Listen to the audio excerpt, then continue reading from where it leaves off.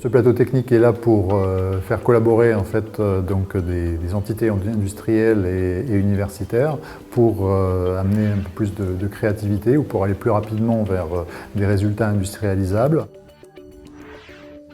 Pour Coriolis Composite, c'est l'opportunité de travailler donc en plateau avec des entreprises et des universités, donc sur des programmes de recherche. C'est une opportunité pour les entreprises qui nous accompagnent de travailler sur des robots, puisque la robotique, c'est bien entendu l'avenir en termes de compétitivité pour les entreprises françaises. L'Albatros, on essaye de faire un bateau pour tout le monde. Depuis toujours, on a essayé de robotiser de façon que les hommes ne soient pas obligés que les conditions de travail soient meilleures. Alors déjà, pour les hommes, ça fait des conditions de travail meilleures. Et pour le résultat obtenu, il y a beaucoup plus de régularité. Donc c'est ça l'avantage. Multiplace des parrains du plateau compositique parce que c'est un plateau collaboratif de R&D. Que la R&D, à mes yeux, c'est quelque chose d'essentiel pour l'avenir de nos entreprises. Ce plateau compositique donc, est dédié à l'innovation et la création de nouveaux matériaux composites en intégrant toute la filière, depuis la création et l'utilisation des ressources, leur transformation par des procédés automatisés et leur caractérisation avant leur utilisation dans leur usage final.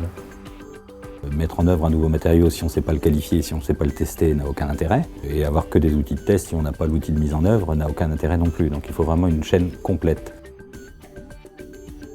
Les matériaux composites sont utilisés depuis 25 ans dans l'industrie. Le plateau compositique va permettre de travailler sur la matière première, donc sur ces matériaux composites, pour les rendre plus environnementaux, on va dire.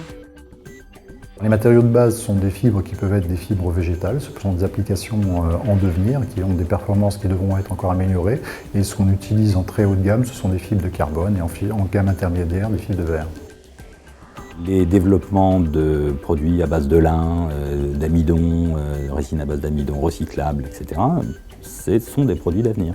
On les utilisera probablement pas tout de suite dans des bateaux de course, mais dans des pièces industrielles, dans du mobilier, il y a vraisemblablement pas mal de voies qu'il faut explorer. Depuis plusieurs années, je milite pour de fabriquer des semi-produits avec la fibre de lin et la résine dedans. Et ça fait que ça se tient, c'est facile à manier, c'est tissable même et surtout c'est déposable par un robot. Le robot a déjà absorbé pas mal de matières et de matériaux différents, donc que ce soit d'un point de vue de la résine comme d'un point de vue de la fibre. Depuis son origine, la technologie a été conçue pour pouvoir justement accepter tout type de matière. Les financements obtenus pour lancer cette aventure sont des fonds européens, des fonds régionaux, des fonds du Conseil régional, général et d'agglomération.